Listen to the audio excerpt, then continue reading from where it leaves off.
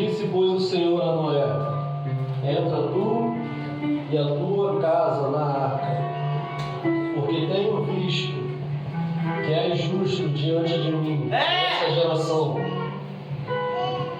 Vai lá no capítulo 8.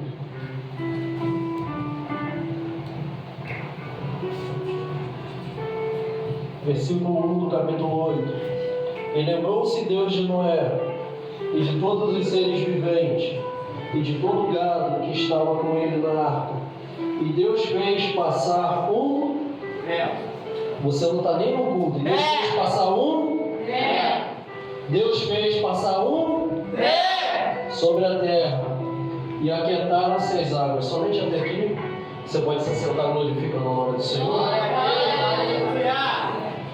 Esse tema da campanha é um tema bastante conhecido. Fala a respeito de uma parte da vida de Noé e a ordem que Deus ele tinha dado para Noé.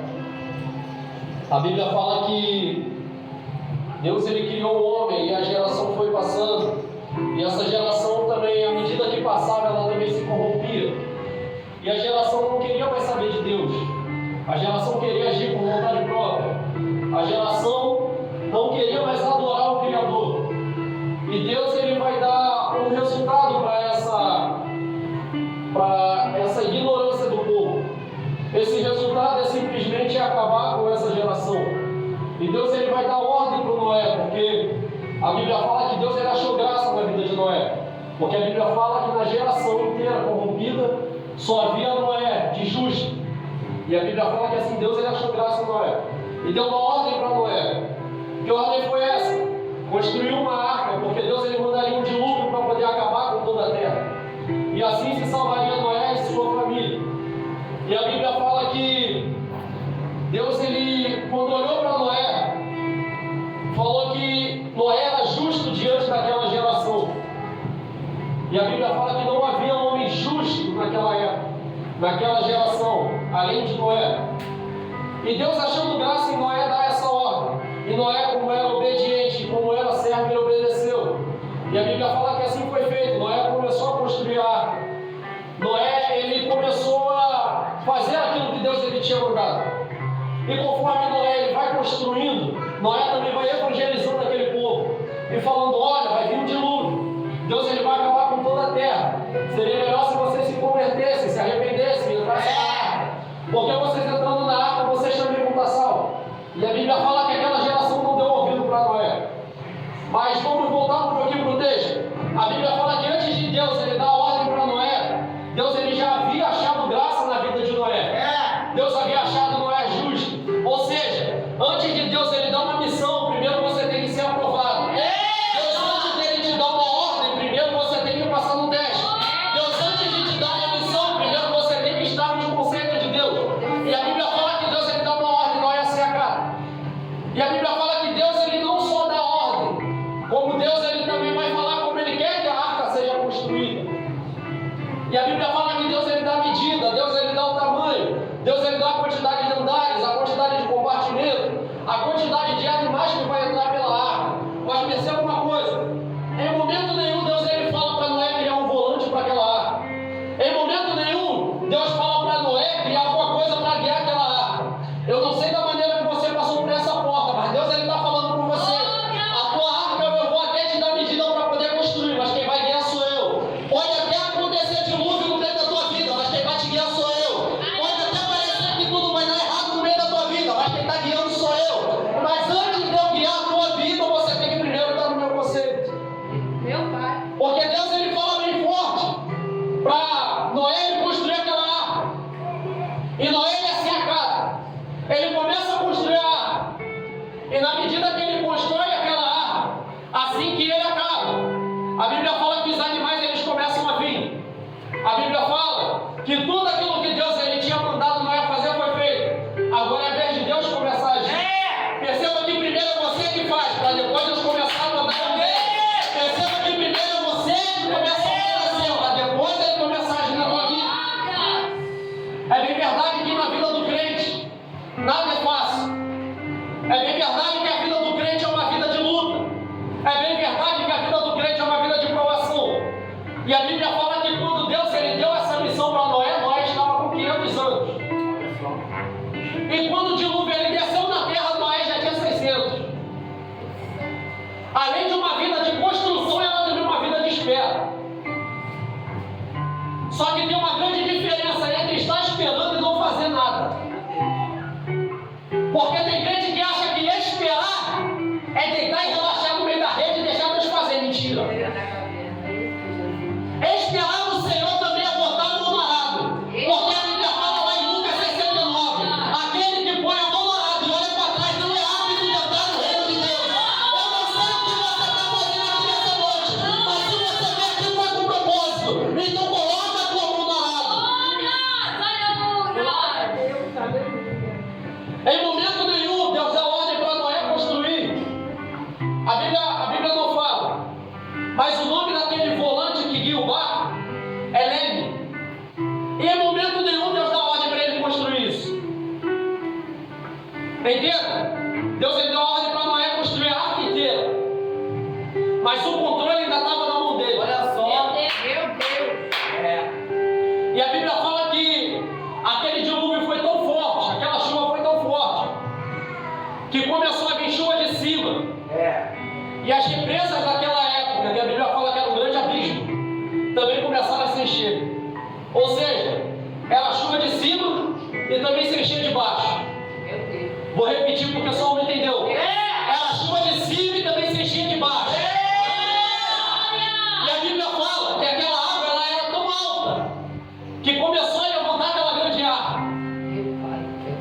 E levantando aquela arca, ela começava a andar. Salta, aleluia. Entenda uma coisa: a arca não tinha controle, a arca não tinha leme, a arca não tinha volante. Mas mesmo assim, quando a arca parou, ainda parou em terra firme. É Deus ele falando com alguém: não se importa com a água que está enchendo a tua vida, não se importa com o dilúvio que está acontecendo na tua vida, porque eu ainda estou dentro do teu barco, eu ainda estou no controle, eu ainda estou dentro da tua vida. E não se preocupa, porque essa chuva forte ainda vai te guiar para a terra firme. Aleluia. A vida do crente é uma vida de provação. É desse jeito.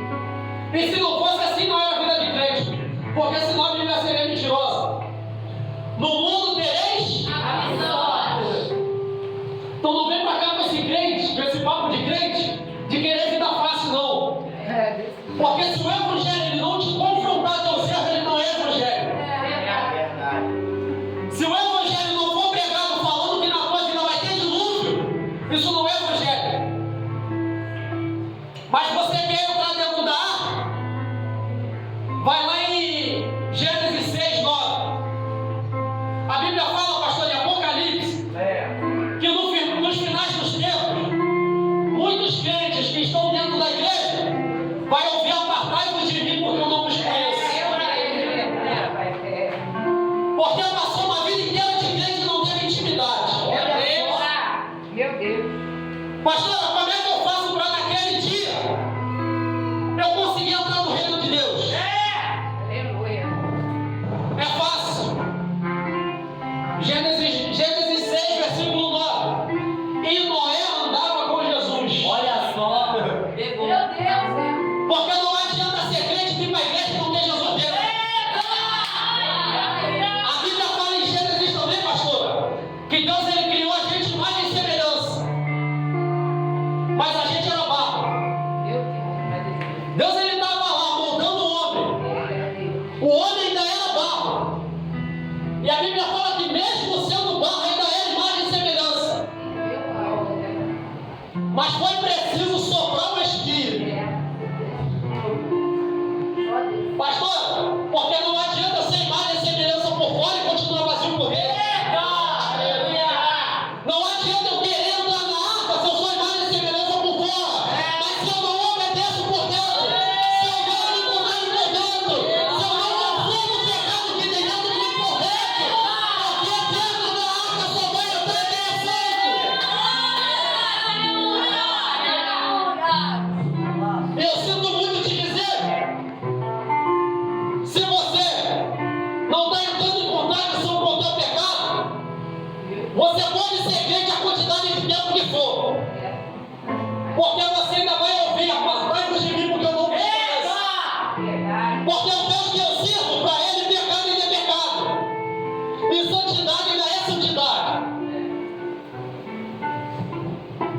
Então deixa eu te dar uma notícia. A Bíblia fala que Deus ele só escolheu Noé porque Noé era um homem justo. Porque Noé, pastor, ele poderia se corromper aquela geração. Porque a Bíblia fala que era uma geração onde tinha prostituição. A Bíblia fala que é uma geração onde o dinheiro ainda falava mais alto. A Bíblia fala que é uma geração onde as pessoas se vendiam. Por quê? Porque naquela época o dinheiro era mais valioso que Deus. Porque a criatura havia se esquecido do Criador. Mas Deus, quando ele olhou para a terra, ele ainda viu um justo. E aonde tem um justo, também permanece a presença. Eu não sei a maneira que você passou por essas portas hoje. Mas se você entrou aqui com vontade de adorar e bem dizer, em espírito e em verdade, a presença ainda desceu aqui hoje para você.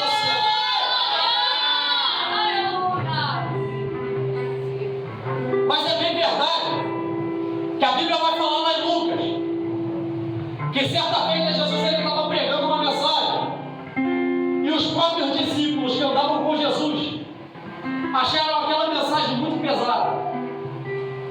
E a Bíblia fala que a partir daquele momento os discípulos passaram a não seguir mais Jesus. Já estou encerrando. Eu não estou fugindo da palavra, você vai entender. Verdade. Os discípulos passaram a não seguir mais Jesus, não era dos 12. Era daqueles 70. E aí tu está achando que Jesus ficou com pena? Deixa eu te dar uma notícia. Jesus ele não tem pena da tua carinha de bonitinho não, tá? Não adianta você vir pra cá fazendo um beicinho de coitado, que Deus ele não tem pena de você não. Porque a Bíblia fala em Jeremias, antes de te formasse no ventre, Aleluia. aí a Bíblia fala que Jesus ele não teve pena daqueles que pararam de seguir. Pelo contrário, ele ainda olhou para os 12 e falou, vocês não querem com eles também não? Porque deixa eu te dar uma notícia. Deus ele continua sendo Deus em tua adoração. Deus ele continua sendo onipresente, onipotente, onisciente, sem o teu glória. Deus ele continua sendo santo, sem o teu aleluia. Só que aí quando Jesus virou para os 12 e falou, vocês não querem também não? Pedro entendeu que o que estava ali era maior. Pedro vai olhar para Jesus e vai falar, Jesus, para onde iremos nós? Se só tu tem a palavra de vida eterna. Aleluia. Deixa eu te fazer uma pergunta. Será que tu vai achar essa presença fora da arca? Será que tu vai achar essa presença lá no mundo? Será que tu vai achar essa santidade da onde tu veio? Então deixa eu te dar uma notícia. Prioriza onde Deus te colocou. Porque se tu passou por essas portas é porque teu propósito ainda está de pé. Para com essa palhaçada de se fazer de coitadinho, que Deus ele não tem pena de você não. A Bíblia fala que Deus ele ajuda quem trabalha.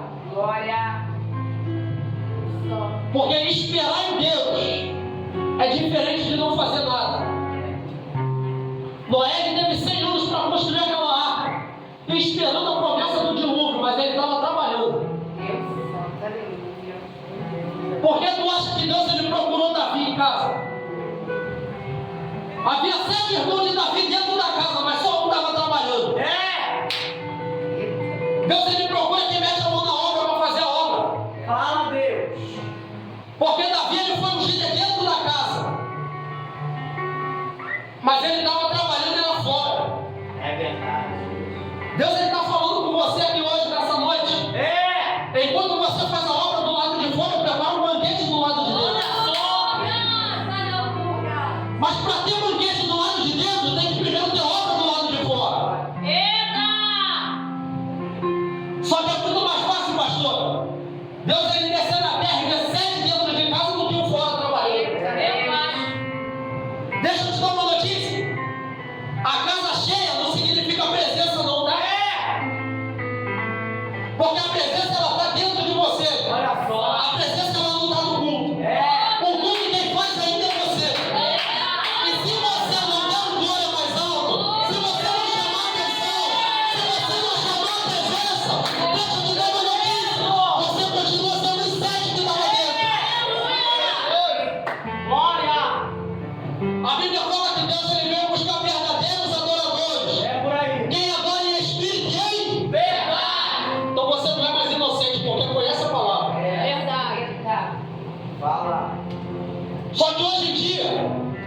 As igrejas preferem pregar bênção para ver a igreja cheia. É!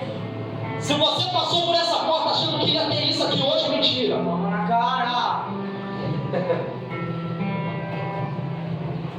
Eu ainda sirvo um Deus que Ele é contra o pecado. É por aí, verdade. Eu ainda sirvo um Deus que prioriza a santidade. É! E se você vem aqui para esse ministério achando que aqui só vai ter revelação de chave de casa, revelação de chave de porta, revelação de chave de carro, deixa eu te dar uma notícia. Eu ainda sirvo um Deus que prioriza a chave do conserto. Eu ainda sirvo um Deus que prioriza a chave de aperto do crente. Eu ainda sirvo um Deus que prioriza a santidade. E se você não passou por essas portas, querendo adorar em espírito e em verdade, receba a chave, mas é ferramenta para a tua vida. Receba a chave, mas é para apertar a tua vida, para ver até onde você vai. Porque tem igreja, pastor, que qualquer coisa quer largar ministério. Fala, Deus! Pegou. É muita verdade. Se fosse assim, Noé largava a arca. E tu não estaria aqui hoje. Está pensando que tem descendente de Adão? Mentira! A descendência de Adão morreu. E eu queria ver se Noé tivesse desistido. A descendência, a própria descendência que Deus criou, começou a se corromper. E Deus foi lá e destruiu a nação. Aí deixa eu te fazer uma pergunta. E se não fosse a misericórdia de Deus na tua vida, tu estaria aqui hoje? Meu Deus. Ou tu está achando que Deus ele precisa da tua adoração? Ou tu está achando que Deus ele precisa do teu aleluia? Tu está achando que o teu glória é mais alto, o teu aleluia é mais alto? A tua língua estranha vai santificar mais Deus? Meu Deus, aleluia. Não vai você se santificar sozinho, não. Porque a Bíblia fala, entra no quarto, fecha a porta. Deus santo. E depois eu te revelo as coisas escondidas. Porque, pastor, o que mais acontece hoje nos ministérios, eu sei que aqui não tem isso, mas o que acontece nos ministérios aí fora é crente que quer adorar de vez em quando, mas quer viver debaixo de bênção todo dia. Olha Meu Deus, aleluia. É pessoa que acha que ser crente é vir para a igreja com a Bíblia enorme debaixo do braço. Eita Jesus! Eu ainda sirvo um Deus e vou repetir que prioriza a santidade. Porque a Bíblia fala que Deus ele não veio buscar aquele que tem carro. Meu Deus. Deus ele não veio buscar aquele que glorifica mais alto. Deus ele não veio buscar quem dá aleluia mais alto. Meu Deus. Deus ele veio buscar aquele que prioriza a presença. Deus santo, aleluia. Quer uma prova disso? O próprio Davi, como eu citei aqui. A Bíblia fala que Deus ele colocou Davi no trono porque Davi priorizava a presença. E Deus ele tirou Saul do trono porque Saul priorizava o trono. Eita. Deixa eu te fazer uma pergunta. Tu quer priorizar a bênção ou tu quer priorizar o abençoador? Meu Deus santo. Porque ele nasceu com Deus que ele te dá trono, mas ele também tira. Verdade. Deus ele te coloca em cima do altar, mas ele também tira. Deus ele te dá carro, mas ele também tira. Porque carro para Deus não significa nada. Tu pode ser pastor e estar em cima do altar, mas se ele tiver que te derrubar, ele te derruba. Eita Meu Deus. Meu Deus! Tu pode ter o cargo que for, semideus, bispo, pastor, mas Deus ele te derruba. Meu pai. Deus santo. Eu ainda sirvo um Deus que prioriza a presença. Aleluia. E eu sinto muito em te dizer, se você passou por essas portas, atrás do teu milagre, você não vai receber. Porque primeiro você tem que passar pelas portas, disposto a oferecer o sacrifício. Deus santo. Aleluia. A Bíblia fala que o fogo só desceu para Elias depois que o sacrifício estava no altar. Meu Deus, aleluia. Mas tem gente que chega na igreja só para tirar o que já está no altar. Meu Deus. Mas o Deus de Elias ainda falou, Elias, quando tu subir no altar, não oferece sacrifício primeiro não. Primeiro conserta o altar. Porque não adianta você oferecer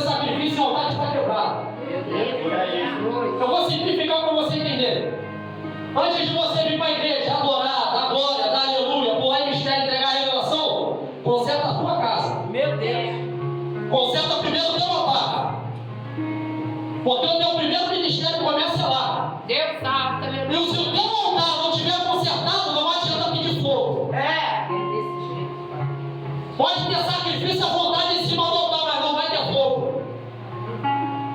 A não ser se você servir